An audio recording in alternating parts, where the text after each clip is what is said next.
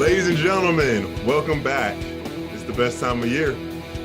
You're here with me on the Young and the Rowdies, Patric Young, at the beginning, I should say, of March Madness. We've already had a chance to see some crazy shots, some automatic bids, some bid stealers, and all the sorts in this crazy time that we call college basketball that's got us super excited. Right now, we're going to talk some Florida basketball, diving back into it. As you know, the guys right now are in the bubble. They got Texas A&M coming up here soon in the quarterfinals, whatever the second round. They're playing on Thursday. They play on Thursday, guys, against Texas A&M. And I'm a little upset because I like Texas A&M. I've been following their team. Obviously, I like our Gators, but it's going to be probably the team. Obviously, the team that loses, since they're in the next four out, is going to be eliminated from contention in March Madness, which will be a sad day. And the winner goes on to play number one Auburn. So hats off to whoever has that matchup. But anyways, enough about that. I'm excited for today's guest. I've been trying to chase him down for a while. We go way back. Actually, it's pretty hilarious. We played each other in high school, against each other in high school. Then we will become teammates and longtime friends. Super excited to grab this opportunity with him to hear about his journey, not only as a player, but as a coach, where he is seated now in the NBA. I have a great relationship with his father, with his mother, with his sisters, as his brother as well. I'm super excited and pumped to hear about how everyone else is doing. But let's get into the episode. So without further ado, this week's episode to the Young and the Rowdies is none other than Billy Donovan Jr. My guy. Awesome, Pat. Happening. What an intro. That was awesome. Yeah, Appreciate man. you having me on. I'm really excited. Yeah, I'm really excited that we're doing this. Oh, man. But just so you know, there has been some trash talking a little bit with me and Caruso. So just so you know, we'll be paying close attention to this tournament game. Oh, yeah, a little bit. A little bit. He was at he went to A&M. Yeah. Does he acknowledge that he wasn't that good at A&M? I want him to acknowledge that. He was solid. He was solid. He was solid. Between that and the mustache. And then on top of that, Pat, like I never played, right? So I never played. So like I think Texas A&M was the one time I got like 15 minutes in because Scotty, Casey, and Will gave us a good lead and got me into the game. So for that, I thank you. Especially that was some good memories with Texas A&M. I completely forgot, man. Yeah, Caruso. He was athletic back then. Like I remember a play. He blocked me, but it got called a foul because he came help side and like pinned my joint on the backboard. But I was like, it got called a foul. So I was like, dang, thank you. That is not good. That was. They had a solid team though. Did they really? Because they beat. Remember that Northern Iowa game they had in the NCAA tournament? I got to ask Alex about it. But they had some teams, especially as he got older, that like went deep into the tournament. So they got a good tradition there going right now. Huh. Yeah. Well, I'm a big fan of the program. With what Coach Buzz is doing, it's just like, they started off strong. They went 4 straight. Yep. They had Kentucky. They had their worst shooting night of the season. They went 1 for 22 from the 3-point line, and they were at that point. They were the highest 3-point percentage team in the league, and they went 1 for 22 from the 3-point. Like right. That game like slipped out of their hands, and they had a close game against LSU. They're going to lose 8 straight. And it's like They were in just about every single one of their games, and now they got a 5-game winning streak right now. They're being above 500 is big time for them. And now they got the Gators. The Gators had them. I know. Philanders Fleming fouled a 3-point shooter to give them three free throws at the end there, and that was a game the Gators could have had that as a quad one. We didn't have all this quad one, quad two thing like back. Did we? I don't think so. I don't remember. I don't think so.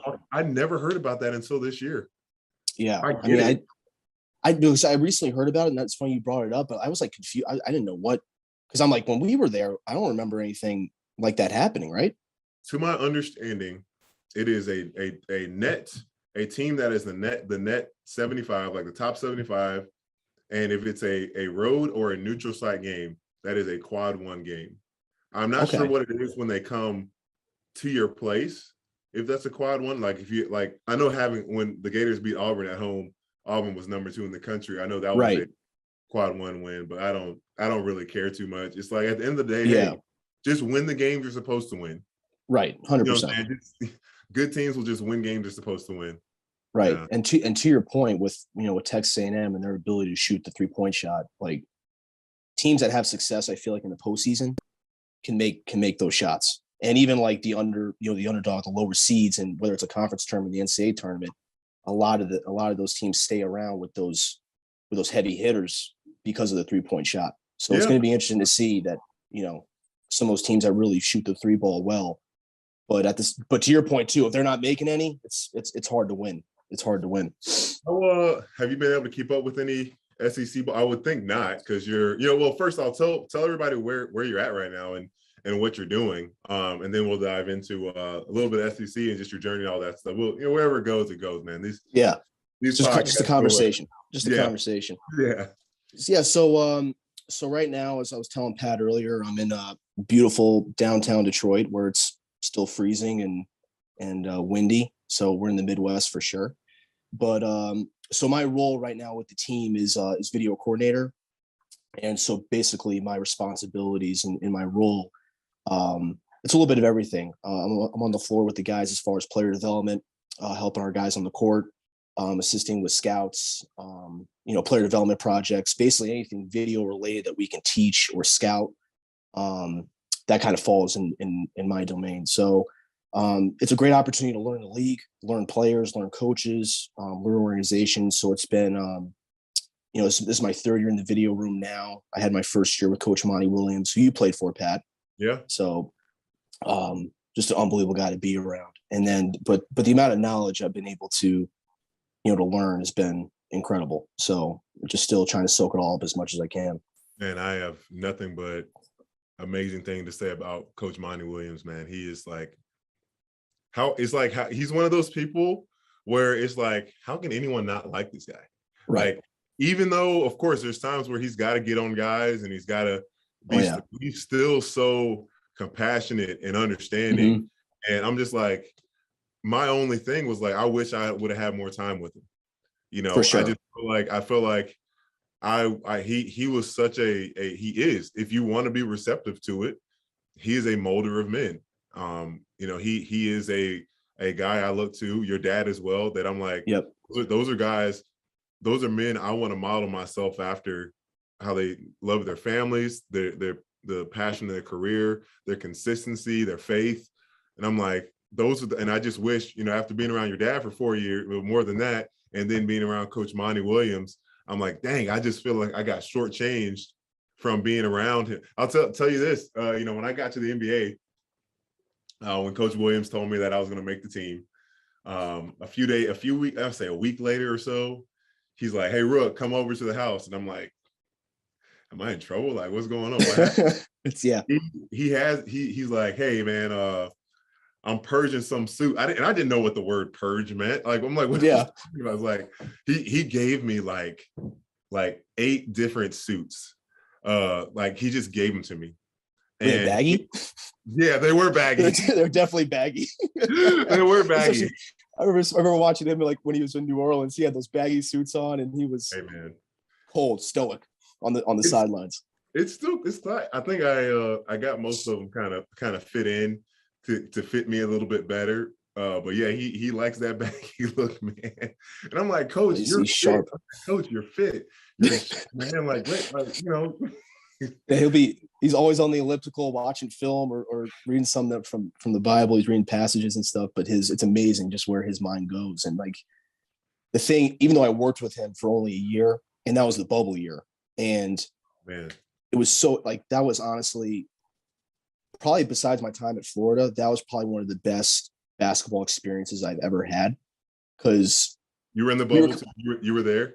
Yes, we were there in the bubble, and we just had each other. We had Mikal Bridges, young, Booker's young, and still is young. Cam Johnson, like, all these guys coming up. Cam Payne, Ricky Rubio, who's an older guy. It's been around some winning organizations, but like, in the way they just bought into coach and bought into the program and bought into the system, like, and we went 8-0. and didn't lose a game.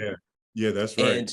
And I really believe that even though, like, quote unquote, they may not have the superstars as many teams do have, but like their connectivity is like you just can't break it, and that's how they beat teams. And something that's so rare, I feel like, in the NBA, because they've been together that long.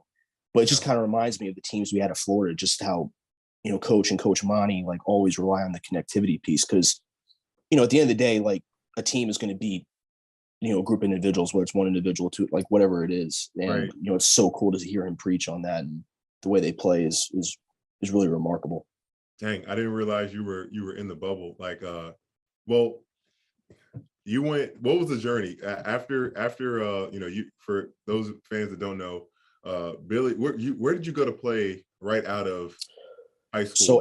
So after the painful loss of playing against Providence my senior year of high school to none other than Patric Young. Yeah, it might have been by like 30. Might have been by like 30. But anyway, St. Francis. So after the loss, I went to Catholic University, which is really the only school that really recruited me hard. And I had the great idea of, you know what, I think I want to do politics and government service. And so I had a couple internships, and I would quickly realize, as anyone looks in this day and age, you're like, wow, I really don't want to do this. I have a lot of respect for, people that do those kinds of things and, invest their life to it. But, it's something that just wasn't for me. Yeah. And, basketball has always been, a part of my life. And, I really enjoyed kind of the basketball piece of it, especially at the college level. So I kind of want to invest in that more. So I talked to my dad about transferring to Florida and being a walk-on. And so we kind of made the decision to transfer after my sophomore year from Catholic. And obviously Lauren was there, but, she was definitely a little bit of a reason to go back. So, spending a year apart was hard. And then we decided to make the switch, and it was kind of interesting at the time because it taught me early on how to be the coach's kid, especially in this profession that we're in, because everyone knows who my dad is, right? But it was hard at the beginning because, you guys were like, is this guy cool? Is this guy going to tell him? Is this guy like the Fed or whatever? Yeah. So there'd be times where I kind of came into the locker room and it would get quiet, like the first couple of weeks. And then I remember it was you, Eric Murphy, and Dodo, and really Scotty, because I had a relationship already with Scotty. You guys kind of really took me under your wing and everything else. But once I felt like I put that work in with you guys with Preston, I feel like I was able to earn y'all's respect and trust. And it was honestly one of the best experiences of my life, like those 3 years. So, well, let me pause you there, right? In them, for people that don't know, was this our junior year or senior year when we started working out together? I think it was junior year. Junior year. Oh, it was you, Michael Frazier, and me. Yeah. Still have nightmares of that. Still have nightmares. Well, I felt so bad. I felt more bad for you because this was like, it's like, hey, welcome to the team. Your first real experience of like college training. I'm not sure if you did stuff with like Matt Herring or anything in the past, but like to the level and extent, because it's like there's one thing of, you start, you build a foundation, you have a kind of normal program. Preston threw you in to German, all the German body comp stuff. Like it was awful. I was only like throwing up on Fridays or like getting close to it. You were like every day. It was every day. And like the thing that would really make me upset was like when we had conditioning at 6 a.m. like Mike Rosario like is coming in just beating everybody. And you and I are like eating like chicken and broccoli every night. And I'm like, huffing and puffing, throwing up in the trash can. And Mike's just like, come on, man. We got, I'm like, I got Mike, not right now, bro. Not right now. No shame because I have no shame in telling what Mike Rosario. I don't know the exact details of what he did the night before, but I know one time at conditioning, 6 a.m. conditioning, everyone is thinking about it, is trying to get in for the conditioning. We all know it was the 300s or whatever, where you have to do 5 up and down 10 times, 60-second rest. You got to get all 10, 10 times. You got to get them all. Right. And Mike Rosario, whatever he did the night before, he rode a scooter from wherever he was that was not his house. I'm sure he went out. I'm sure he got less than 2 or 3 hours of sleep. And you're like, there's no way this guy is going to. And smoking everybody, killing everybody. He was running backwards at some point in time. Just He's like coaching up guys on the sideline. Like, come on, man. Like stand up. What are you so I'm like, Mike, not right now, bro. What in the world? Yeah, he was unbelievable. But it makes you think, you know, because I had the meat hook on the podcast a few weeks ago, and it's like, man, you guys could achieve that level without putting the work in, without being committed. Just imagine if you would have been fully committed. Right. You would 100%. Have, like, where would your body, where would you be? And I'm sure you being in the position that you are now, being removed from college, because obviously a lot of kids in college don't get it, you know, don't understand what it means to be a pro. Like, what is the difference that you've seen in lifestyle and approach from, and I'm sure there's still some kids that struggle with it that are young. Yeah, for sure. But what have you noticed different wise in the approach and all that stuff? So really for me, the thing is that's going to get you into the NBA, as you know, Pat, just with your experience. Like, you have to have a certain skill set, meaning you're super athletic or you're gifted in that area, right? Or you have a skill set that you do really, really well, like shooting, for example, or defending. And the one thing that it's like interesting, it's really weird, but the way I see the NBA is guys doing less and picking one or two things to do really, really well. Like, you know, for example, we have Tristan Thompson, who we just signed recently. And like, he's not going to be a guy that's going to be flashy and have all these sexy stats and all that kind of stuff, right? But the one thing he is going to do is he's going to guard. He's going to be a presence at the basket, and he's going to set screens and get guys like DeMar DeRozan, Alex Caruso, and Zach LaVine like downhill and to the rim. But guys have to understand, he can still finish. He can still rebound. Like, probably not to the same level when he was but he can still do a great job. But if you commit yourself to those like 2 or 3 things and be elite at it, you're going to be in the league for a long time. Like, the one guy that really comes to mind in that regard is Tyson Chandler. Oh, yeah. Yes, you know what I mean? So it's like, but I think guys need to be accepting of their role in what they do, because there's only 5% of the league that is the Joel Embiids, that is the LeBron James, that is the James Hardens, that is, you know, Zach LaVine, DeMar DeRozan. Like, that's 5% of the league. The other 95%, in my opinion, are all replaceable guys. Yeah. And it's really interesting to see. And like, you know, someone that's near and dear to our heart is Dodo. Yeah. Like in the contract he just signed. Like, he's invested and committed himself. This is who I'm going to be. I'm going to lock down the team's best defender or best offensive player. I'm going to play defense, and I'm going to make perimeter shots on the other end. That's it. And now the guy's like just got, you know, a really good contract. That's kind of $56 million contract. Yeah. So I just think if guys really commit themselves to, you know, 1 or 2 things and understand that, okay, I'm probably going to be a 95% type player and just be really good at these certain things and be a good teammate and be coachable, that goes a long way. And that's how guys stick. Have you seen guys that kind of really fight and resist that acceptance? And it's not that, you know, because there's some guys that have, like, you look at a TJ Warren. I'm not sure how well he's playing now, but he was playing outstanding in the bubble. He was playing like an all-star. But, you know, 100%. Guys like that have to just kind of play that role, and then it pans out. But there's also guys that kind of do it and it doesn't work out. Like, have you seen guys that, you don't have to name anybody, but have you just seen guys fighting that wanting to accept the role type deal? For sure. And like, the one guy that really comes to mind that's kind of had a second chance is PJ Tucker. He's like the one guy that really stands out to me. You know, like, the amount of success and the accolades he had in college, it's now expecting, like, okay, I'm here now. I'm in the NBA. You know, I had all these accolades and all the success in college. Like, where did all of it go?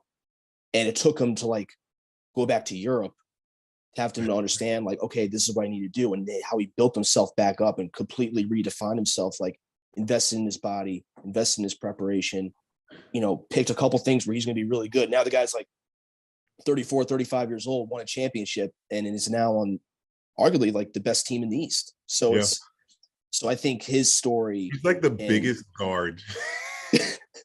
What is he? You know what I mean? But like that's the beautiful thing about it. What is he? He was able to play center at some point, at some points for the Rockets when he was there. Like he was able to be knock down the shot because he understood his role and he understood what he needed to do to help the team, and he was bought in. 100%. And just being bought in, being coachable, and just being a good teammate like goes a long way. It really does. It really does. So let's take it back, man. Like for you, how old were you when your dad took the job at Florida? 8 years old? Four. 1996. 1996. Gosh. 96. Really? 4 years old. Gosh. What was your earliest memory of that you can think of like when it comes to your time in Gainesville and relating to the Gators and stuff? Well, my first memory is being bit by a fire ant. That was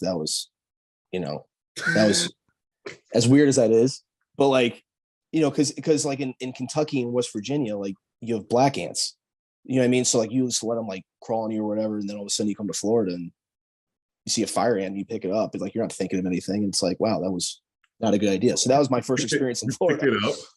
Yeah, because I was stupid at the time.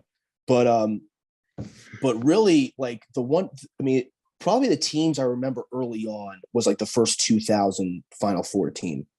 That team like really stuck out to me, like with Teddy Dupay, Justin Hamilton, Udonis Haslem, like who's still playing in the league, which is amazing. Talk about a guy accepting his role.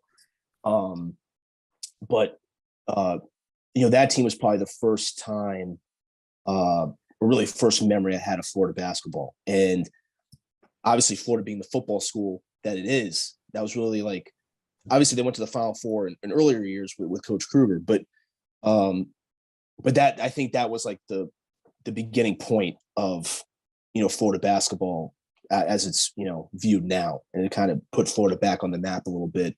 And even the guys that Coach started recruiting there after that Final Four, kind of set it up for the long term and really put it on the map in a big way. Yeah. I know early, like growing up, was there because I know, the stories that I've heard from your dad and from some of the other players, like before recruiting rules were even changed, like I can only imagine, like he was on the road. Like there were no rules, I think, for a while of like recruiting until I don't know when the rules changed. But how did that, like, what did you understand, like how him being on the road as much is like affecting recruiting and bringing players in and all that stuff?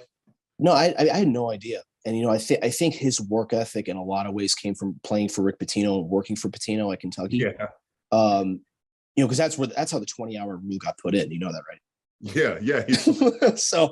So like, my dad, when he was at Providence, they would practice like 3 times a day. And their only off day would be like Christmas. So they were practicing every day. And, just hearing my dad's stories, there were times where he would just be like, oh, today might be the day. You know what I mean? Like either I pass out on the floor or I don't know what's going to happen, but he's like, today might be the day. But it's just like, and then the 20-hour rule came in, but just like how much coaches have to sacrifice, early on in their careers, it's hard. And as like being a successful person, like you have to sacrifice, and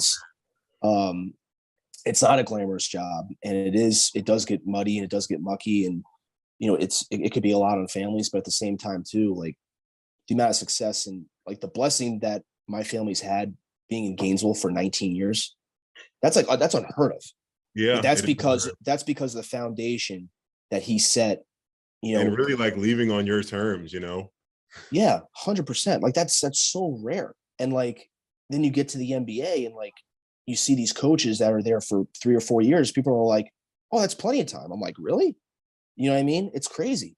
So, but it just makes me more appreciative of the fact that like the way my dad worked and grinded and provided for, my mom, my brother, and my sisters, like it's such a blessing, especially in this profession that's so volatile, and, there's, coaches' families that have, 3 or 4 different jobs growing up, it's 3 or 4 different cities, and people forget that, coaches have families too. And, it's a lot on them.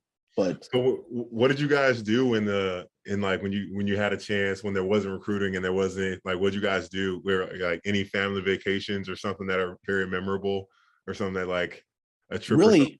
Really, it was Crescent Beach for us. Oh man. I mean, that was that. Yeah. I mean, that's all we needed, Yeah. and my dad growing up was never a big golfer. So like when he wasn't working, he was home. Like he was really good about that. So like he wasn't out, golfing or, doing it really much of anything. Oh, golfing now. But like before then, he just wanted to be home with us because we were so young at the time. But like I still remember driving over to Crescent Beach and my dad playing like Grateful Dead and like showing me all the stuff like Dave Matthews Band, U2, like Neil Young, and all these old school artists who like we still listen to like to this day. But it was like, and like Crescent Beach is such a special place for like my family and I. And it's where Laura and I got engaged. It's where we got married. So, and I can see my parents, once my father's done coaching, like I think that's where they're going to be. So yeah, it's a special place. But that's really all we needed growing up, Yeah, I'm thankful. As far as family vacations. I didn't know Crescent Beach was always the spot. I thought that was a fairly recent thing, like when like before the house you guys have now. Where'd you guys live before that house? So we had a condo that we had. I think my parents got it maybe when I want to say maybe 13, 14 years old. Okay. I might have been a little bit younger, but that's kind of where my mind goes to. But we just had that spot. Cedar Key was the spot. Yeah, Cedar Key was my dad's spot. My mom wasn't over there too much. Man, one time I went out fishing with my my really good friend Corey to Cedar Key. We went out early. I don't know if we were in the middle of the season. We might have been, had a day off or something. And I see Mark, I'm at the pier, walking off the pier, and then I see Mark Degnault. He's like, he used to use it all the time. Like, Big Cat, what are you doing here? It's like, I like to go fishing. It's like, what are you doing here, coach? Like, man, that's like, clear my mind. It's like, yeah. Well, he used it all the time. That was like, eventually it became like Mark's house. Yeah, I believe it. When you look back at, and people talk about this all the time, when they, I guess you would think about, I guess more recently, you would think about Coach K in the sense of like the coaching tree and all the coaches that came and worked with Coach K or players and that have gone on to the programs after that has success. Success isn't linear, but they've gotten opportunities. Right. When you think about like all the coaches that have worked under your dad or with your dad, like is it just kind of crazy to think like that tree branch just goes so far. It's nuts. Mark Degnault, Matthew McCall, Donnie Jones, Norm Roberts, Rob Lanier at Georgia State just won their conference. Like, is there, like, can you even, and there's many more. Larry Shyatt went on to Wyoming. Yeah. Coach Richard Pitino went to Minnesota. I'm not sure where he's at now. Josh New Mexico. Hill, Billy O'Meara. Yeah. Like, literally, there's so many guys. Matt Wise or Matt Wise winning coach. Like it's just unbelievable. And even like in the NBA, like just we played Milwaukee a couple of days ago, and I'm sitting having a conversation with Lex Edwards. It's like, wow. Are you serious? And like Devon Walker's with OKC now. He's in the video room in OKC. Like Skylar Rimmer's a player development guy in Milwaukee. Like Torian Green's here with he's playing with OKC's G League team. No, he's in the video room. He's working in the video room. He's a coach. Yeah. And where Lex is in Milwaukee. Skylar Rimmer's also in Milwaukee, and now we got Torian Green as part of with their. Is he a practice player guy or like a? He's like a player development coach now. Coach. I thought so. I mean, he's basically like Giannis's like punching bag, but like quite a few times. Oh yeah, but like I was thinking. I think I was talking to Torian about this the other day. I'm like, it's crazy, like the amount of Florida people like that are just in the league, in college, to your point. And it's like really special. And like all those, and to see and kind of think about the amount of people my dad's impacted, it shows just how selfless he's been. And, it's something I definitely try to strive for. Yeah. And it's so crazy because I had never thought about this. Who was I talking to yesterday? I think I was doing a Sirius XM, and we were just talking about how you're worldwide now, just so you know. Huh? You're worldwide. Man, it's Prestige worldwide. Blessing and a curse, man. It's a blessing and a curse. I tell you what, these last 3 months have been something. Planning a wedding at the same time, but they've been something serious. But congratulations on that, by the way. Thank you, brother. July 9th. July 9th. In Omaha. We're getting married in Omaha.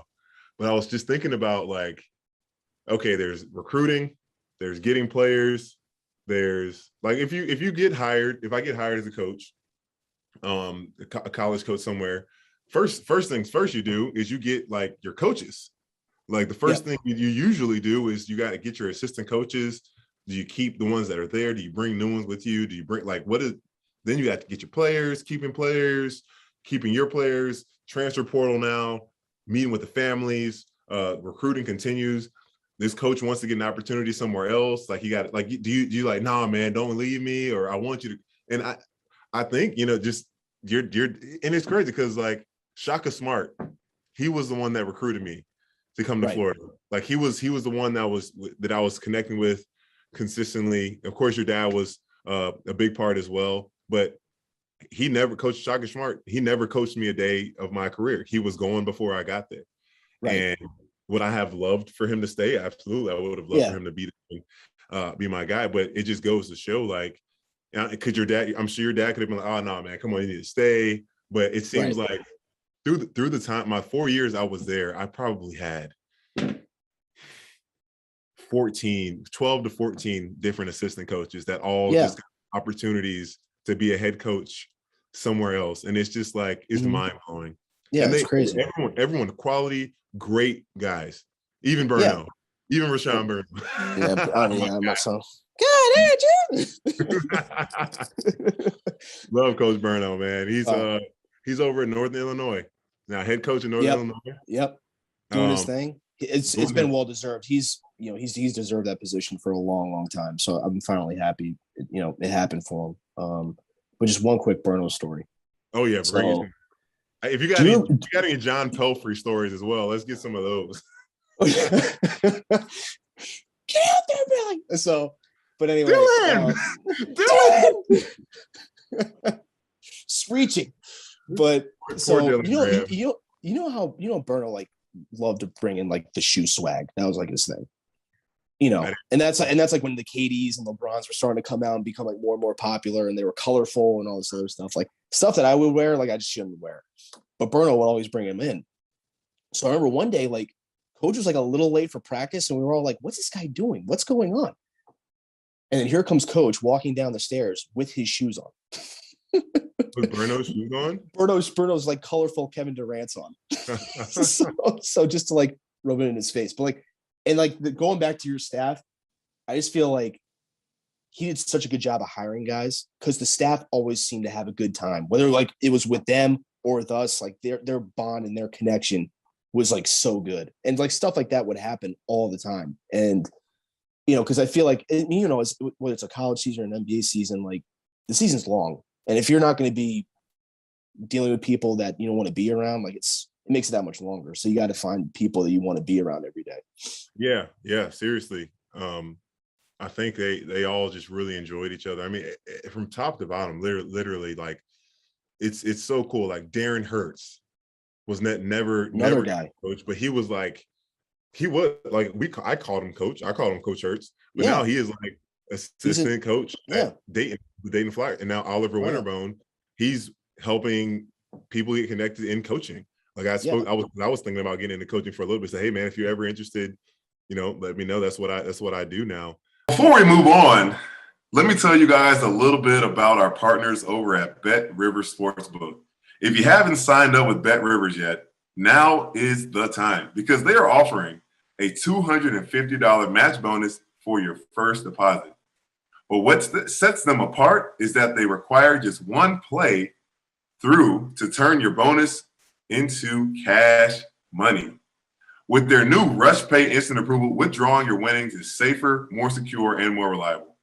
With basketball season tipping off, get in on the action by going to BetRivers.com today or by downloading the BetRivers iOS app. Must be 21 years or older. Gambling problem? Call 1-800-GAMBLER. But man, John Pelfrey, Gosh, I got to get him on the podcast, man. It's Papa Pel. Man, it was so great. Like John Pelfrey is one of my favorite people in the world, and fantastic guy. I mean, he's no matter what, fantastic. But it's just like when he stepped between those lines, it's like something in him just snapped. Just the passion and the fire that came out of him some days was unreal. And I'm like he couldn't defend. Like Coach Bell, all due respect, I love you, but when you're at Kentucky, you couldn't defend. You weren't closing out and taking a step back. You weren't taking away the shot. You weren't getting to the white line. But goodness gracious, could he coach it or could he coach it? God. Oh, but like, and it was like he and I had a special relationship, obviously, because he was one of my dad's first assistants, and obviously when he came back, because he was the Orange team head coach. So like I got coached by him more so than my dad in a lot of ways. Like most days, Coach Pell was coaching me. And no one ever taught me like team defense the way he did.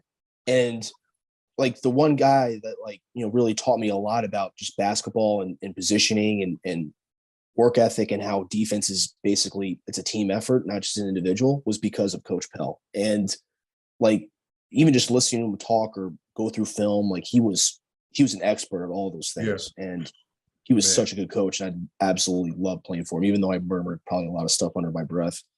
Oh man, at him all the time. He's one of the most quick-witted, clever people I've ever met.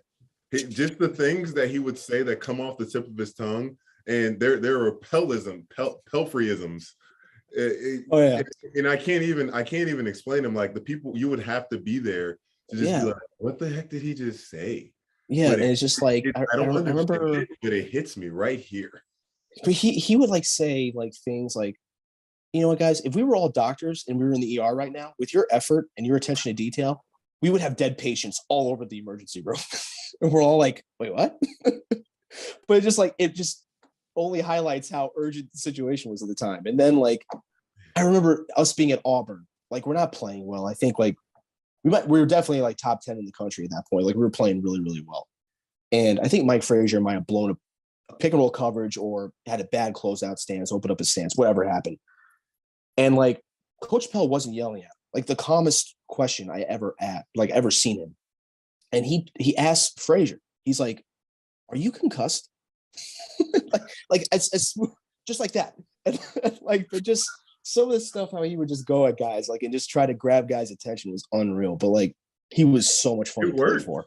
Oh, it worked. Like our defense, Pat. But how good was obviously you and Scotty were like the anchors of that, and obviously Will as well, and Casey, because like our defense was unreal. But like I think Pell had a lot to do with that, and Coach obviously handled the offense. But but I think he had a lot to do with how good our defense was that year.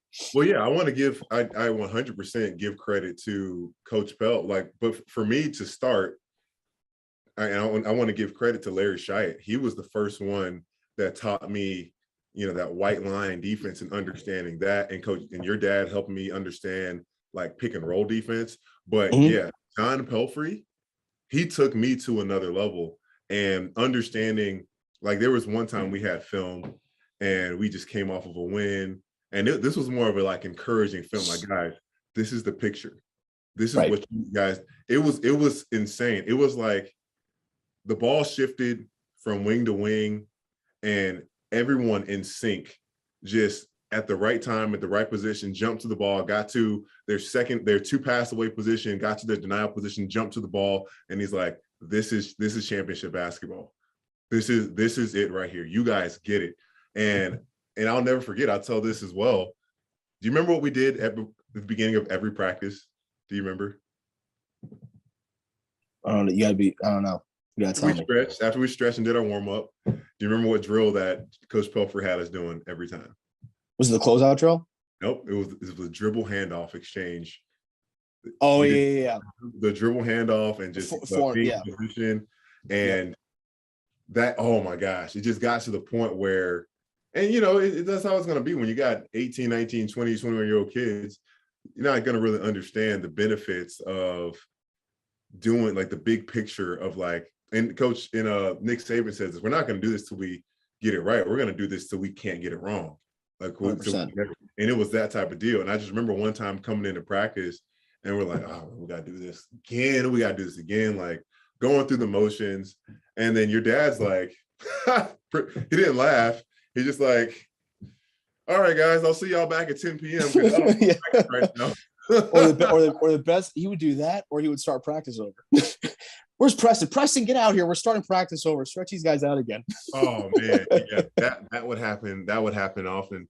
But it was so ironic because that dribble handoff was exactly, and when we're in this championship game, in the SEC championship game against Kentucky, and Kentucky tried for the last play of the game. That was it. They try to run a dribble handoff exchange to try and get James Young, I think, downhill. Yep. And it's just unbelievable. Scotty stops him. James Young's loses the ball. We fall on it when we celebrate. It was just like, man. That was the confetti came down that night. That was special. Oh, that was really special. Dude, and how did it feel to be a part of that? Like you saw what your dad accomplished on the outside, with the back-to-back championships, and like, how did it feel like being a part of that, the team and the championships and sharing that with your dad? Like, that's got to be insane. I mean, obviously, like you just have different experiences on like your basketball career or playing career, whatever it was. Like, I didn't play a lick, as you know, but I never felt more part of the team than my time in Florida. And that had a lot to do with you guys. And it taught me early on, like, listen, we get you're the coach's kid. We get it, but you still have to show up and work and basically earn your way. You want our respect, you're going to have to earn it. And that taught me, at a young age, like, all right, this is what it is, and from that, like, I mean, those bonds, will never be broken. And even to do that with your dad, yeah, it's something that's crazy. It's like the same thing now. Like, my dad and I are working for the Chicago Bulls.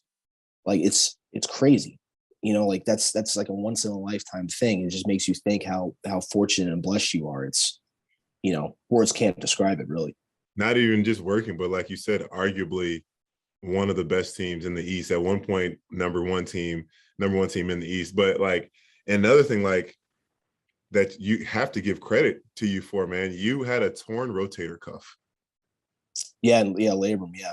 Or labrum. You had a torn labrum in your shoulder, and you just shout out to Duke Werner that just like, hey, did you end up getting surgery on it eventually? I did at the end of the season. Yep. But, the season? How's it doing now? Oh, it's good. It's good. I still got the slingshot jump shot, but it's all right. It's all right. Duke and I spent a lot of time together that year. We spent a lot of time together. Gosh, I love Duke, man. Gosh, I hope he hits a lifetime. He should have a lifetime contract. University. He's Mr. Whenever Florida. he doesn't want to do it, whenever he doesn't want to do it anymore, that's when it's. But I like whenever I go back to Florida, and it was weird for me, man. At first, like when your dad decided to go to OKC, at the year after I left, we had Dodo and Jake and I think Michael Frazier. He was still there. Yeah, he was still there. Still there. Yep, he was still there. And then Coach White gets hired, and I'm just like, man, I ain't going back. He ain't my coach. I don't know this guy. I'm like, who's still there? Then I saw, Preston stayed, Tracy stayed, Duke stayed, Mike Roebuck, Denver Parler still. And then I got a chance to really get to know Coach White, and I was super excited because he was and is a fantastic guy.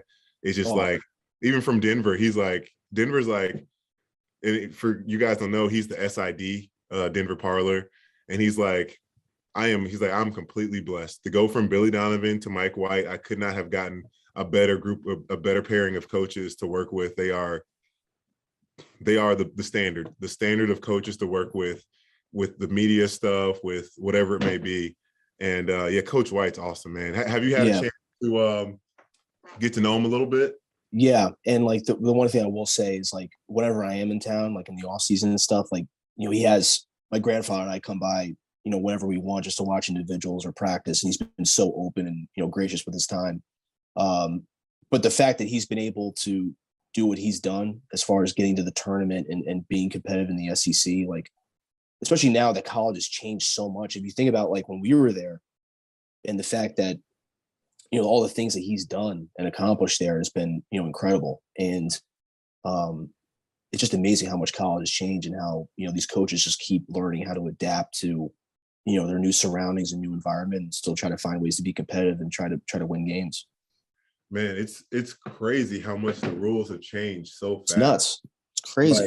Like, I think it was I'm not sure. Were you there with us when they changed the rules on how fouls are being called? Yeah, it was like a point of emphasis, right? We had a practice in the O-Dome. And some league officials came through, right? It had some league officials. Yeah. You remember absolutely. Yeah. And I just remember, like, I picked up like 3 fouls like that because you could not touch a guy. And I get it. Because Will You Get had me on the post, faced up, he drove, I touched him. And I didn't slow him down. I didn't bump him off his movement. He didn't lose the ball. He had complete control the entire time. I reached out and touched him, foul. I was like, what? Yeah. That's a foul? Like, yeah. And now the rules are different. Now it's like much more free. They don't, but everyone's complaining about the block and charge calls right now. It's like, I like officials, at the NBA level, I still don't really know what to call at times. Like it's so fast, man. It's so hard. But like one of my jobs is to like officiate our games live in practice. Is that and fun? Like you yeah, I mean, like guys yell at you and stuff, but you just ignore them. So it's like all right, which pisses them off even more. But like you get mad respect for like officials, whether it's college or the NBA, because it's so hard. It's like, you know what, I probably should not react as much. Yeah, I got a newfound respect for those guys. Gosh, man, they get paid well. Don't get me wrong, but I don't know, is the money worth the verbal abuse? Because I was at SEC Network a few days ago or whenever, and we were talking about how the coaches used to be mic'd up, and I'm like, do you know what people would pay to get what one of their coaches says to the referees during a game? Are you kidding? Your dad was always but your dad, like I learned some good. Your dad used the word absurd a lot. It's absurd. It's absurd. Or how about the right now? Right now. He would definitely say like that call or what the refs are doing are absurd. He never got out and never cursed at him. He would always like he had a healthy respect for them, and you can definitely tell that the league officials have. They have a healthy respect for him as well, but because they're people, they're human. And like, especially if you're like officiating, like say a Auburn, Florida game, like a couple weeks ago, like that's a crazy environment. Like it's all human nature. Right. So, I mean, you have to learn how officials make mistakes, and, part of what being a competitor is, like there's a lot of stuff outside your control, but how well you can control your controllables is important. Exactly. And like the culture of our team, of the program, was always like control what you can control. And like no one play is a culmination of no one play should scream, this is why you guys lost. Like there are like and I'm saying that in a sense to the end. Like when you go back and look at like if it's a shot, if it's a foul at the end, yes, those things are bad, but like what about all the other things in between? And these are things that don't go on the stat chart. Like, how well did you box out today? How well did you run the floor? How well did you communicate? Did you rotate? Did you have high hand? Like there's small things that don't go, but they are the details that separate and show what a winning team is. 100%. When I looked at when Villanova beat North Carolina in the championship, which had the most wonderful finish to a college basketball championship in the history. North Carolina was the better team. They had everything that was better. Size, shooting ability. I mean, if it wasn't for Marcus Page had a miraculous shot right before the game winner. Mm-hmm.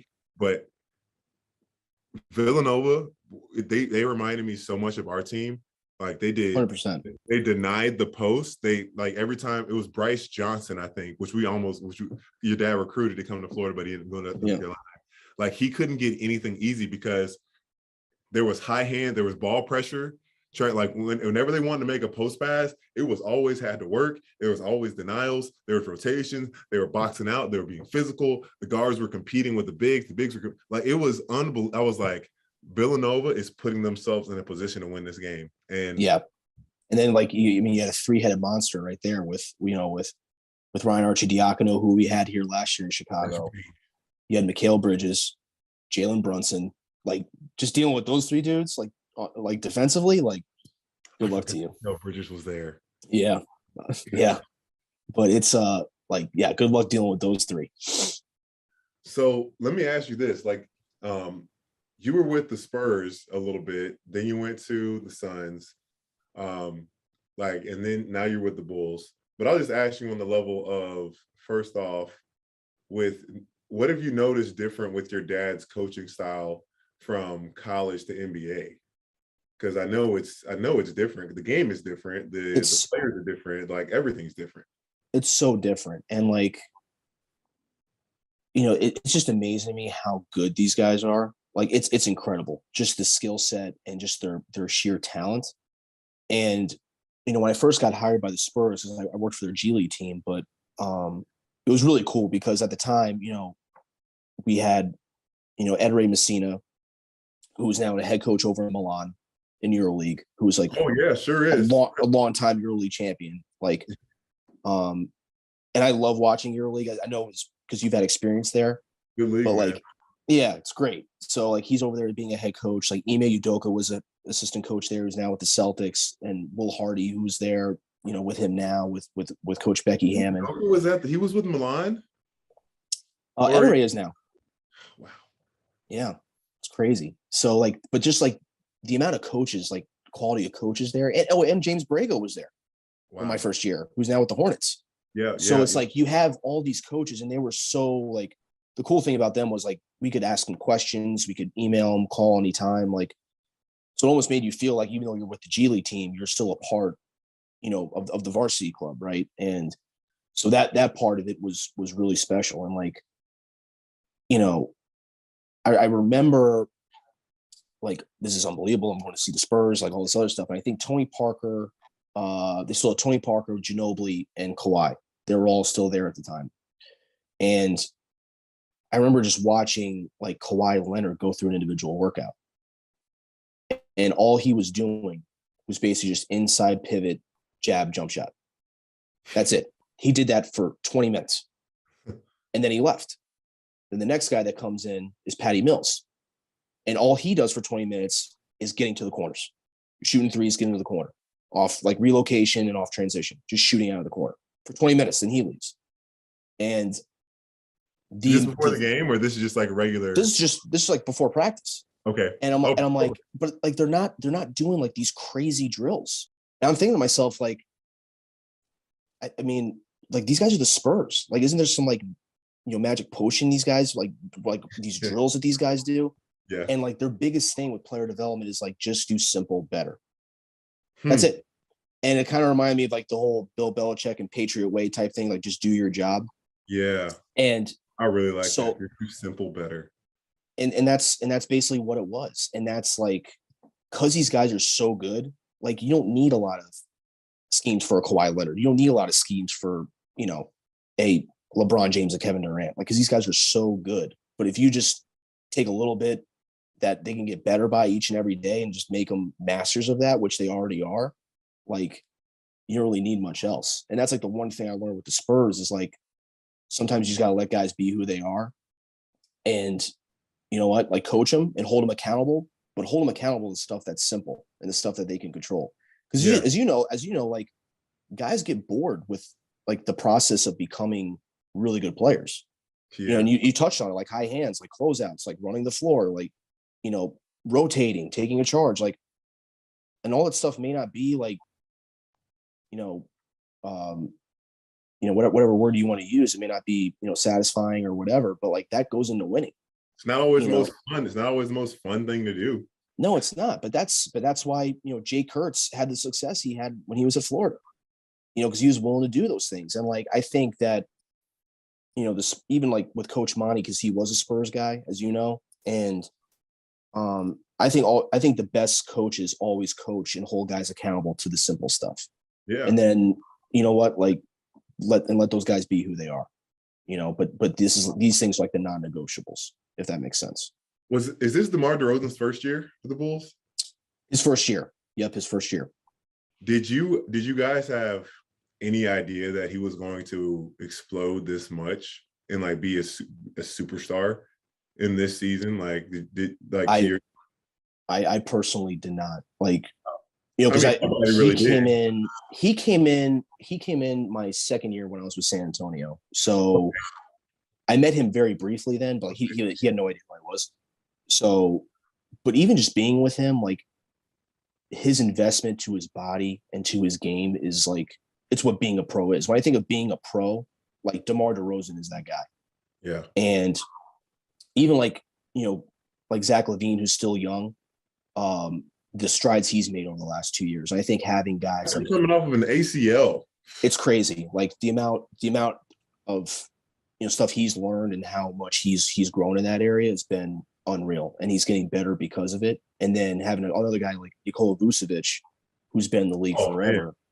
Like, it's just good guys to have in your locker room, and like the utmost like professional, and they handle themselves the right way. But I was hoping he would get out of Orlando a long time ago, man. I'm like, this guy is too good to be on a mediocre team. Yeah, he and Fournier, they went to the playoffs a couple of years. Like, and people forget about him, but like Vooch can play. Like, he's really good. He's so good. And so I'll tell you, I'll give you a DeMar DeRozan story that was crazy. So like, this is probably early in the season, and we have a back-to-back, and like, we get in off the road, and so it's a travel day. So we get back off the road after playing somebody. I forgot who we were playing. So anyway, I go back to the facility, like to, drop my bag off, drop my loops off, whatever. And it's like 1:30 in the morning. And my office is kind of near like the training room and like the cold tub and all that stuff.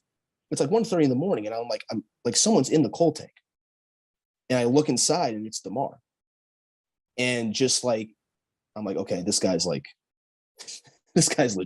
You know what I mean? And I always knew he was a great player, but just if people understood just how much it takes to be in the league and to take care of your body and have that investment, like, it's so hard, and it's so like against like human nature. Cause like me personally, I'm like, dude, I just want to go to bed. I want to have like, a cheeseburger. I just got off a flight. Like, I'm feeling like crap. And this guy's like in the cold tank, at like 1:30 in the morning. And I was just like, and it makes like someone like myself, like, being in the video room, and even like, as an assistant coach or even a head coach, like, okay, I'm going to do everything I can to help this guy and help this guy be successful. You know what I mean? And it's vice versa, but just like the relationship that he's built with Coach, yeah, especially in such a short time, has also been remarkable. And the same thing with Zach and Vooch. Like, it was obviously those guys are the driving force behind this season in a lot of ways. But I just think their willingness to also collaborate with each other, and also the relationship they built with the staff, has been really special. And I think that's what you're seeing. Yeah, well, it seems like they really want to win. You know what I'm saying? Like, that's amazing to see, because I don't know if anyone really counted the Bulls in the beginning of the preseason. I'm not sure what they had you guys positioned as preseason, but yeah, I think we might have been like the same as we finished last year. Oh my gosh. Is Caruso, is he back yet, or is he he's still recovering, but hopefully he'll be back here soon. Okay. Like, yeah. So I think he'll be back sometime soon. But like, yeah, he's just another guy that's, he's just such a strong voice. But like the way he earns respect with the other guys, because obviously he may not be as talented, but like, if you look at his story with the way he came up and how much he's worked and gotten to that point, how do you like not listen to him? It's like when he speaks, like, guys listen, because he's been in the G League, like he's been, at multiple summer leagues, like just trying to find a spot on a team, or even like on a training camp spot. And just to see him have some success, like early in the G League, and then obviously with the Lakers, obviously being an SEC guy and playing against him, like, his story is just incredible. And I think, the Alex Caruso story is something that everyone should hear if they want to get to the league and play at that level. I am more than positive that the Lakers are missing him right now. Goodness gracious. Yeah. Gosh, a guy that can do it all, defend, hustle. Truly defend the best player on the opposing team night in and night out, take care of the ball, and just like doesn't make excuses. He's just right. Like, I don't care. I'm running through a brick wall because I want to win that bad. But let me 100%. Ask you this. No, I'm not going to keep you too much longer, but like, because I think this word, it gets thrown around a lot when you're a kid, when you're in college, when there's people around you. But what do you describe when you hear the words like, oh, that's a pro, that's what a pro does? Like, what does it really look like to you for someone to be a pro? I mean, that's like, the DeMar story I told earlier. That's like above and beyond. That's like someone that's, I think there's definitely a professionalism to it where you're on time, and like, in the thing that's like the basic stuff, right? Like, you're going to be on time, you're going to eat right, you're going to get your sleep, you're going to come in early, you're going to stay late. I mean, that's like obviously the basics, right? And that's what everyone expects of you. Like, that's like everyone says, like in college and the NBA or even like high school, like you need to play hard. If these guys, like in the NBA, it's, they're so consumed with, how do I get better? How do I get better? How do I stay? How do I stay? How do I stay? Yeah. And in a lot of ways, I mean, these guys, like just being exposed to a little bit, like kind of talking about the 95%, which I talked about earlier, like these guys struggle a lot with, am I good enough? And there's always a lot of self-doubt and all those different things. And I feel like the guys that really stick, work their tails off, but then also, like we talked about, do like, less is more in a lot of ways, like working on one or two things that can really help the team. But the other thing too is, and this is the hardest thing, and this is why I have such respect for Kobe White, because with the amount of guys we've had in and out of the lineup, like Kobe's been starting games, he's been coming off the bench, he's had to sit some, he's had to play a lot more. It's like there were points in time like where Kobe would play a little bit less, then he'd play more. And like, but Kobe never griped, never complained, and always just had himself ready. And for him being such a young kid, like, but he loves hoop. So like he's just such a team guy. Like, and for him to get that early on, I'm like, okay, this guy's gonna stick. Carolina kid, man. What can you expect? And he just loves hoop. He's competitive. He's tough. And he's been counted out a lot in his life. So he's with you guys too. He was with Cleveland. He was with Cleveland, and I think he's with Utah now, maybe. But but he was with us. He was with us last year. Man, that's awesome. Yeah. I'm a big fan of Kobe White since he got to the league, and that crazy. He still got that crazy hair. Kobe. Yeah. He cut it. He cut it finally. He cut it. Yeah, man. I told him it made him like slower. It's like a parachute on his head. Have you seen the with him running around? Stevenson? His hair is like the same, but nothing seems to slow down his athleticism. I know. It's like, do you remember when Lonnie Walker got drafted by the Spurs? Yeah. Oh my gosh, what was he doing? So he came in like his rookie year, and we had him in the G League for my second year or whatever, and he was talking to me just about the maintenance of it. I'm like, dude, I got mad respect for you. You're going to go through all of that. Like, my goodness. So. But now his head's like completely cut. He's got a no more haircut. Yeah. Yeah. So man, yeah, like what is, I'll ask you one more, what is, for you, big picture? I'm not sure if you knew where you were going to go to, like after you finished up college, but now that you've been in the NBA for a little while, like what is the big vision, dream, hope for you as you're in this career now as a video coordinator for the Bulls? Like what's next? Where do you want to go? You're a married man now. I know. Living the dream. Yeah. But no, it's been a really special journey, especially just, kind of sharing this whole experience with Lauren. Because I was still working at St. Francis, a high school coach, when we got married. That's right. And the Spurs things happen. Like we just bought a house. We were in it for like 3 months, and the Spurs offered me a job for that upcoming season. This might have been like August or September. So technically it was late. And I remember just asking Lauren, like, do you want to do this? And, so we kind of made the decision that we were going to do it. And, I was like basically the ops guy, right? So I had a 2-bedroom apartment, but the second bedroom was like the gear room. So jerseys, coolers, everything you could think of that would basically house a basketball team was in my guest room.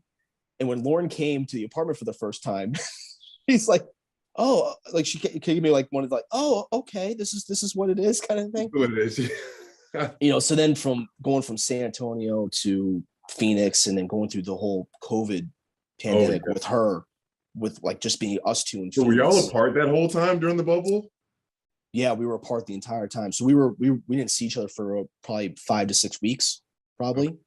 So going through that whole experience with her, and then now being with my dad and my base of my whole family now, going back to Chicago and being with them, like is, it's been a whirlwind, but like it's kind of somewhere you look back and be like, it's pretty cool. And I think it's made our relationship that much closer, which has been awesome.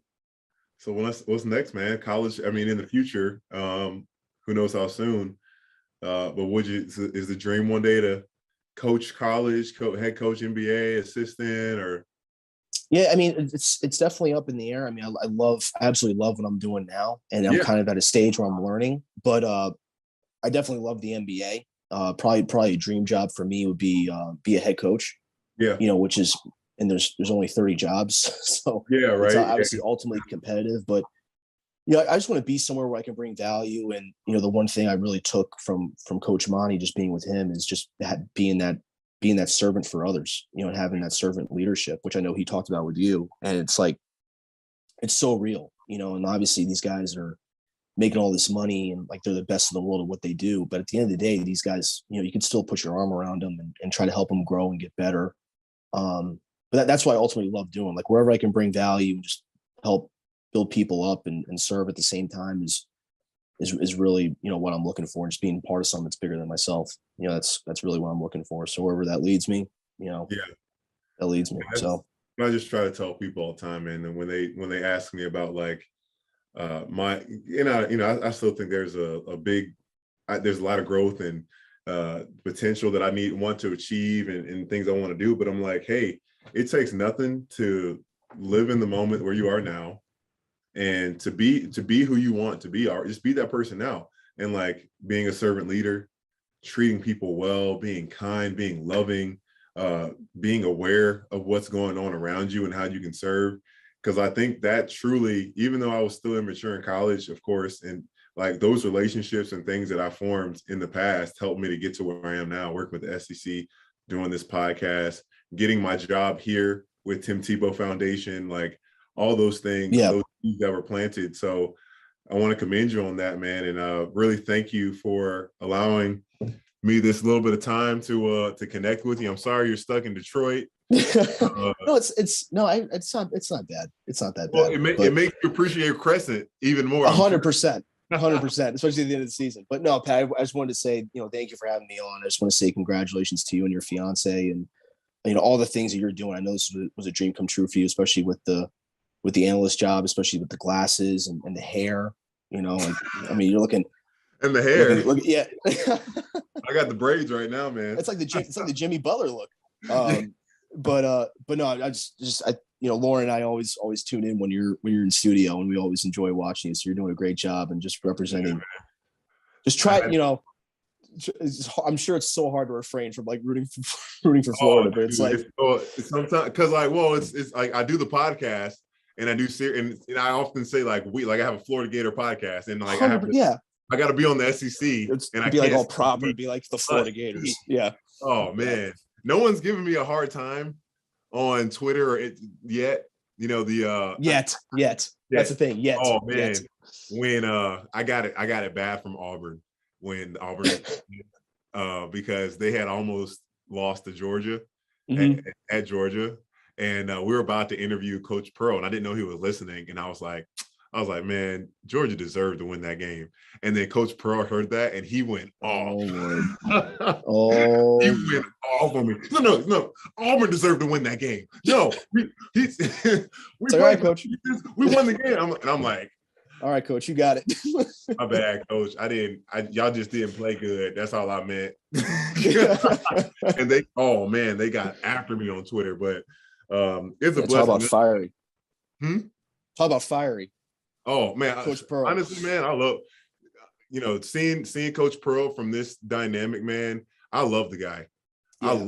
I love watching him. You could even because we had Jared Harper in Phoenix as a 2-way. And just hearing him, speak the way he spoke about Coach Pearl, and even whether it's on social media or the media, just in general, you hear his players or former players talk about him. He's a special guy. He really is. He's a man of faith, man. He gave when they won that SEC turn to championship, he gave all the glory to God. Just loves the program. And what I love about wherever he's at, fully invested in the fans. Be where your feet are planted. All that stuff. And he's like, this isn't a basketball school. It's not this is an everything school. He's like, I think when he got there, he went to all the sororities and fraternities to tell them hey, we need you guys. We need you to make this a basketball school and all that. And bro, it's called Neville Arena now. That place, it was never like that. When we went, it would be intimidating for us to go there and play. Now it'd be really intimidating. Their arena's nice. It's renovated. It's beautiful. Yeah, it's really nice. 9,000, it's big time. The student section is awesome, but I'm hoping that orange and blue team can do well. I know. I hope so. The blue's a little bit darker, but really, man, thank you so much for your time. I appreciate you, Patrick. Get some rest, get some good food in you, stay warm. I want some Bulls gear. I just want a shirt. That's all I need. I just want a shirt. I mean, your shoulders and your biceps haven't shrunk since college, so I'm sure you're still the same size. So we'll get you taken care of for sure. Having to run into your screens every day was a blast and a joy for me. Let me tell you, man. I remember just the one day that we had sled pushes and we did it for time. You, me, and Frazier. It's like the point in time, with Preston where there's multiple times that summer where I was like, I don't really need to do this. There were points I wanted to be I can go tailgate. I can go tailgate. I can go chill by the pool right now.